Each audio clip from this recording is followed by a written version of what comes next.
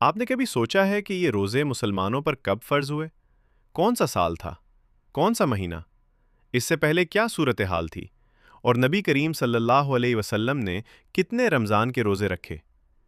آج کی یہ ویڈیو آپ کے تمام سوالوں کا جواب دے گی۔ میرے پیارے بھائیوں اور بہنوں، آج ہم ایک بہت اہم اور مقدس موضوع پر بات کرنے جا رہے ہیں جو اسلام کے 5 ارکان میں سے ایک ہے، روزہ۔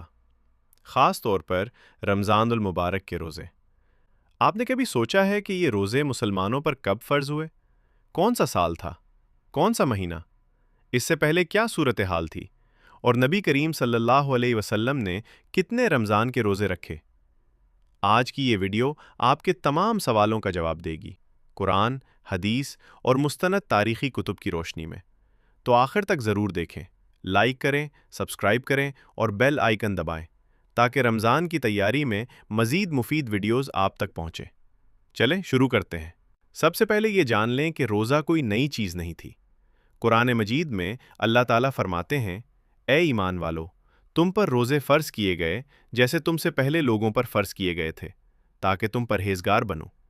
یعنی پچھلی امتوں پر بھی روزے فرض تھے، البتہ طریقہ اور تعداد مختلف تھی۔ مثال کے طور پر حضرت آدم علیہ السلام کے زمانے میں بعض روایات کے مطابق ہر مہینے کے 13، 14، 15 تاریخ کے روزے تھے۔ حضرت نوح، ابراہیم علیہ السلام بھی روزے رکھتے تھے۔ یہود و نصارہ کے ہاں بھی روزے کی روایت موجود تھی، جیسے یوم کپور اب ہماری امت کی بات کریں۔ نبی کریم صلی اللہ علیہ وسلم مکہ میں نبوت سے پہلے بھی کچھ دن روزے رکھتے تھے۔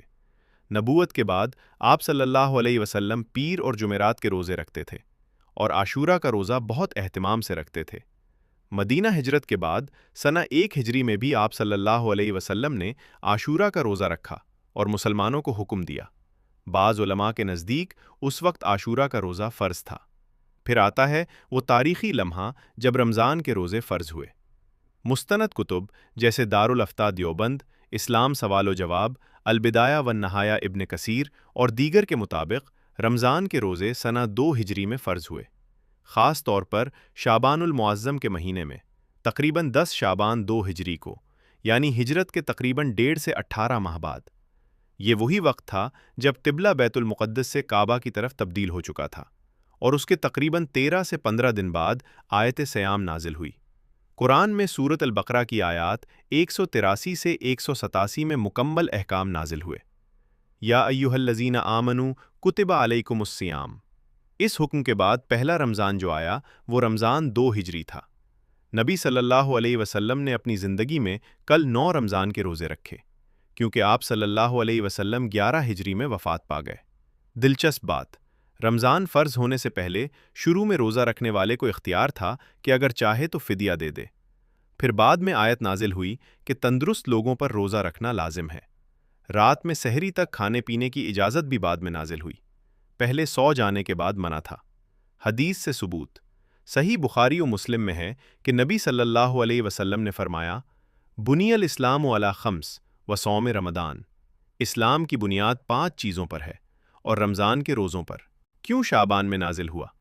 رمضان سے پہلے شعبان میں حکم آیا تاکہ مسلمان تیاری کر سکیں، شعبان میں نفلی روزے رکھیں اور رمضان میں پورا اہتمام کریں۔ نبی صلی اللہ علیہ وسلم شعبان میں بہت روزے رکھتے تھے، تو خلاصہ یہ کہ رمضان کے روزے سنہ 2 ہجری شعبان المعظم تقریباً 10 شعبان میں فرض ہوئے۔ یہ اسلام کا تیسرا رکن ہے۔ نبی صلی اللہ علیہ وسلم نے 9 رمضان رکھے۔ مقصد تقوی، صبر، شکر اور گناہوں سے پاکیزگی ہے۔ اللہ ہمیں سب کو رمضان کے روزے ایمان و احسان کے ساتھ رکھنے کی توفیق دے، آمین۔ اگر ویڈیو پسند آئی تو لائک،